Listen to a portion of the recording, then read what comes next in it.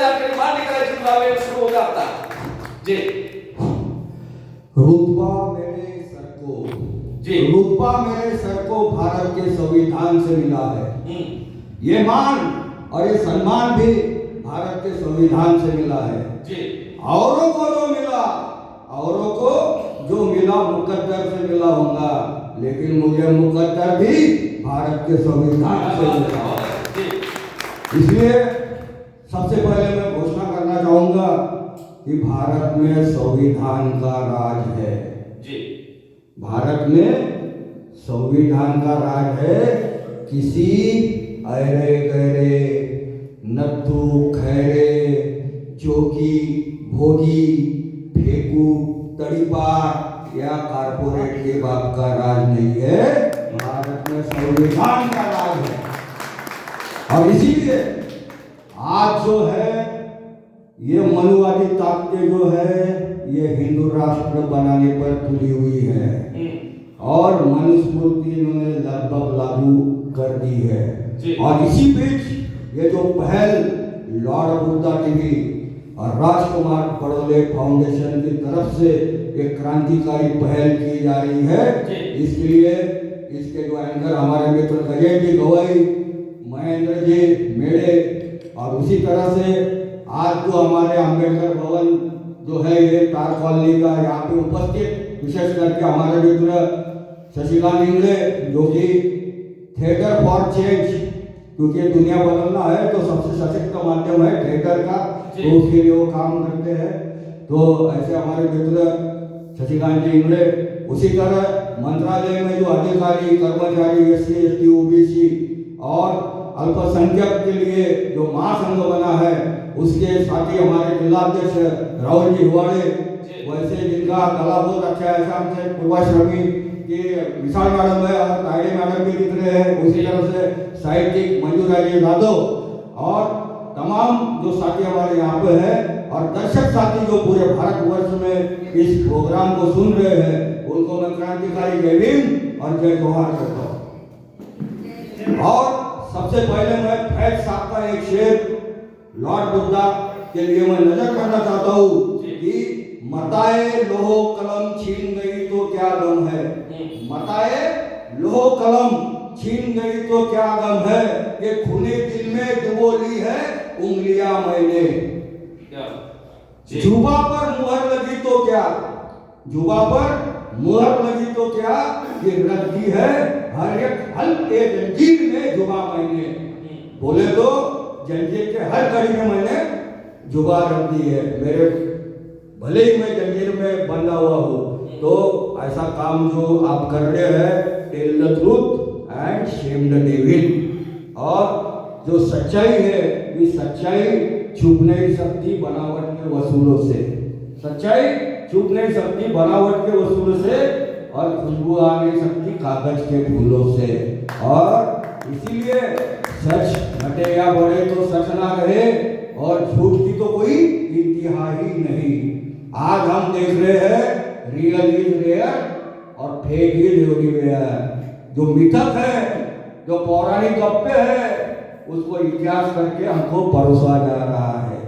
अभी कोई जी गायकी हमारे साथी उन्होंने कहा ये आदिवासी का जो इतिहास है वो पूरा मिटाया जा रहा है। तो किस तरह से, जैसे समूचे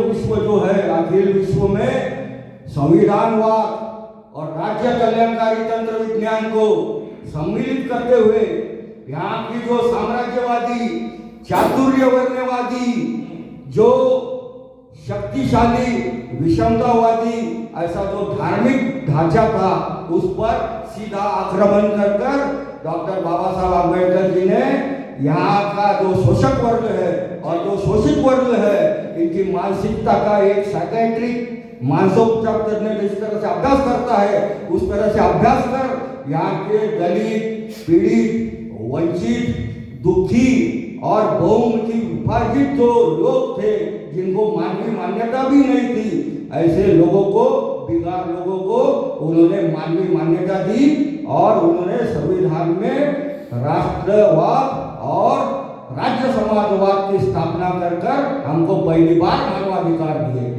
अन्यथा क्या था आपने केवल कहा कि वनवासी, जी। नहीं, मैं आपको बताऊंगा कि आदिवासी को ये बंदर कहते थे, अच्छा। वानर कहते थे, असुर, राक्षस। असल में असुर राक्षस का भी मैं अर्थ बताना चाहूंगा। जी।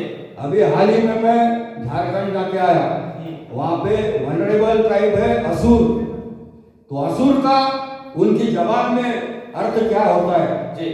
तो असुर का मैंने उनसे पूछा, सुषमा असुर बहुत बड़ी कवयित्री है, जी। तो उन्होंने कहा असुर का अर्थ है संशोधक उनकी भाषा में। उसी तरह का कॉमरेड शरद पाटिल जो थे, कॉमरेड शरद पाटिल और आ साळुंखे से भी मैंने बात की, तो उन्होंने कहा असुर का मतलब है सूरा न पीने वाला, बोले तो जी। दारू न पीने वाला, ये होता है असुर। तो असुर की खासियत क्या है? तो असुर केवल 800 850 आज झारखंड में बचे हुए हैं और वनरेबल ट्राइब है। तो जो लोहा गलाने का काम है, ये लोहा विद्या जो है, ये सबसे पहले इसका जो आविष्कार है ये असुर आदिवासी ने किया हुआ है। जी। तो जितने भी बर्तन लोहे के हैं, जितने भी शस्त्र जो है वो लोहे के हैं, ये केवल असुर ने ही सबसे पहली बार इसका आविष्कार किया है, वो पहले वैज्ञानिक है। उसी तरह से राक्षस का अर्थ क्या है? रक्षिति इति राक्षसा, जो रक्षण करता है वो राक्षस होता है। ये अर्थ कोई भी डिक्शनरी में आप देख लो, लेकिन ये इन्होंने ये क्या करा है इसका अर्थ, ये क्या बोलते हैं, कहीं पे भी बलात्कार हुआ, कहीं पीछे वो सरपंच मारा गया देशमुख, तो ये क्या कहते हैं, असुरी आनंद लिया, राक्षसी आनंद।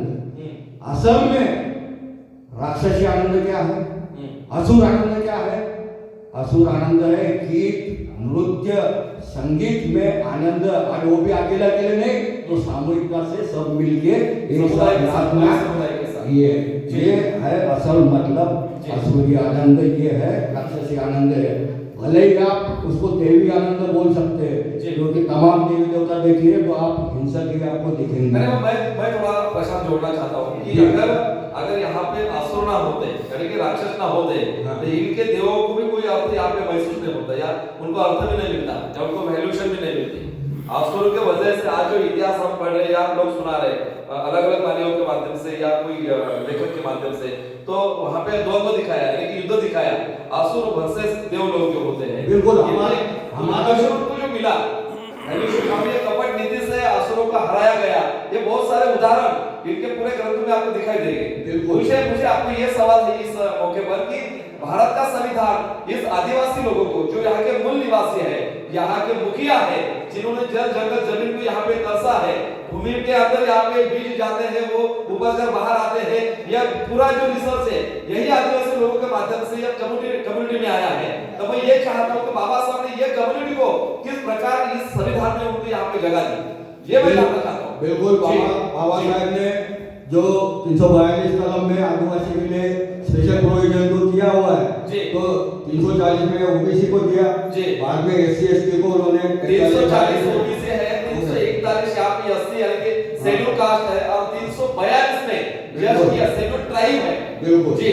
अभी आप तो आदिवासी के बारे में बोल रहे हैं, ठीक है, इन्होंने अभी पेड़ भी तोड़ा, तो बिल्कुल क्या बात, लेकिन पेड़ हो, पौधे हो, यूरेनियम हो, हीरा हो, सोना हो, कोयला हो या फिर लिथियम हो, सब खनिज संपत्ति जो है वो केवल आदिवासी क्षेत्र में पाई जाती है। बिल्कुल जी, ठीक है। तो आज हम देव में क्या चल रहा है, बक्सवा जो है, जो गैर जरूरी है हीरा या सोना भी गैर जरूरी है, मणिपुर में भी बीच में जो चल रहा था प्रशांत, मुझे लगता है वो भी पूरा यही सिलसिले को लेकर था। मणिपुर बिल्कुल लेने वाला हूँ, क्योंकि मणिपुर पूरी तरह उसमें ध्यान रखा था, और मणिपुर के खिलाफ हमने अर्धनग्न मोर्चा भी बुलढाना में निकाला था, इसी तरह से भिंगारा में भी कैंडल मार्च हमने निकाला था।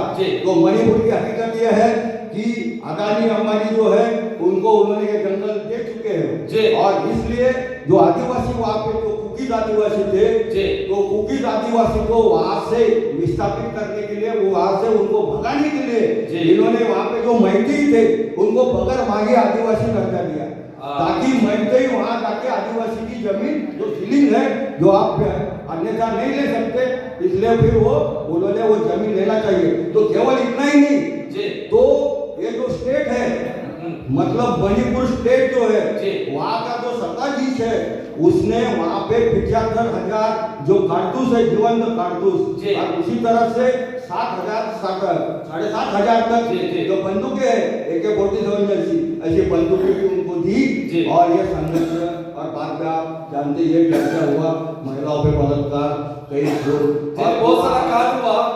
जी। और मुझे कहने का ये मतलब है कि अगर आप इस महाराष्ट्र में भी हम देख सकते हैं तो एसटी जो हमारी कैटेगरी है, कास्ट कैटेगरी, शेड्यूल ट्राइब, तो बहुत सारे और जो जातियां हैं वो भी चाहते हैं कि हम एसटी बन जाए।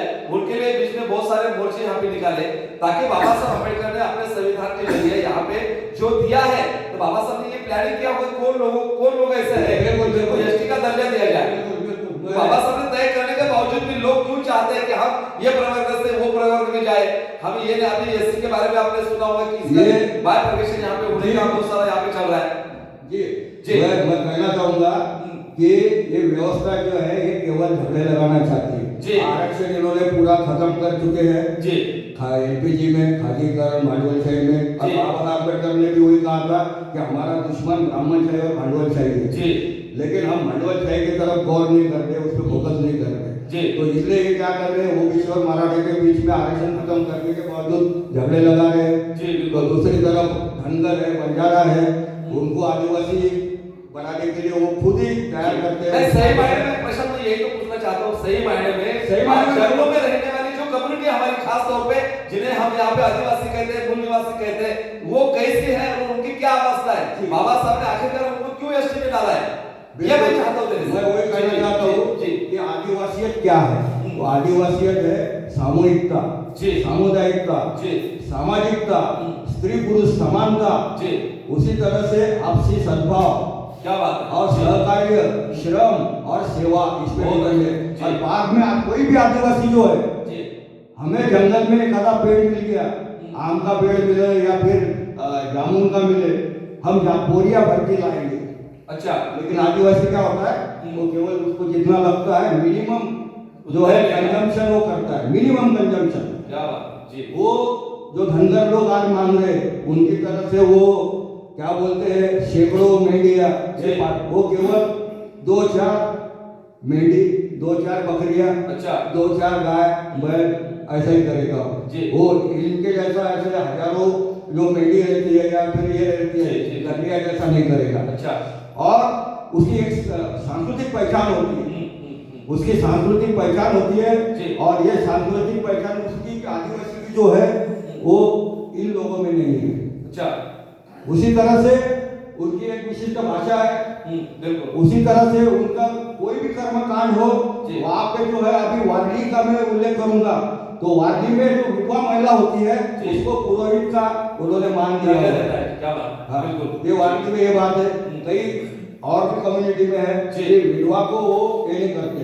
उसी तरह से अभी पठान मैडम जो है ये पुनर्विवाह, विधवा विवाह, बाद में स्त्री पुरुष का बारे में, भ्रूण हत्या के बारे में काम करते हैं। लेकिन मैं कहना चाहूंगा कि आदिवासी के बीच भ्रूण हत्या नहीं है। क्या बात। अच्छा। इसी तरह से आदिवासी को खुद जो है, आदिवासी जो जेंट्स है उसको लेडीज को डावरी देना पड़ती है, मतलब उसको हुंडा देना पड़ता है, दहेज देना पड़ता है। कितना वैल्यूएशन लेडीज का वहाँ पे कम्युनिटी में है। हाँ बिल्कुल। और वो दोनों एक दूसरे को पसंद करते हैं तभी उनका विवाह होता है। और उनकी यदि नहीं बनती है तो तुरंत वो डाइवोर्स लेकर दूसरी शादी की ओर कर लेते हैं। तो ये बोलते हैं सहजता से होता है। उसी तरह से वो सामूहिक डांस नृत्य जो करते हैं, रात भर वो नृत्य करते हैं, लेकिन आज तक कोई बलात्कार की घटना उन्होंने दिखाई नहीं दी। बिल्कुल। इसको दूसरा हमारे भाई भी देंगे कि आज तक ऐसी बात वहाँ पे नहीं होती। इसी तरह से वो नग्न अर्धनग्न एक साथ नदी पे नहाते हैं, एक किनारे इधर जेट नहाता है उधर जेट, लेकिन फिर भी उनके बुरी दृष्टि नहीं होती है। इसलिए लोग जो कहते हैं कि भाई स्त्रियां जो है वो स्लीवलेस है या फिर मिनी स्कर्ट पहन रही है इसलिए बलात्कार होता है, तो मैं कहूँगा कि छोटे बच्ची में भी होता है, बुढ़िया भी होता है, तो उन्हें थोड़ी मिनी स्कर्ट पहना है। तो ये पितृ सत्ता जो है, ये पितृ सत्ता जो है आदिवासी के बीच नहीं। क्या बात है, महिलाओं का सम्मान होता है। बिल्कुल महिलाओं का सम्मान होता है, और वहाँ पे स्त्री सत्ता भी नहीं है, तो स्त्री पुरुष समानता है। क्या बात। जी। जी, तो ये वहाँ पे जो आदिवासियत है, मैं बाबा साहब ने 2,500 से ज्यादा जो जनजाति है अपनी, इनको सबको यहाँ पे काउंटिंग किया और बाबा साहब ने उनको यहाँ पे जस्ट का कैटेगरी में उनको यहाँ पे दायर कर दिया।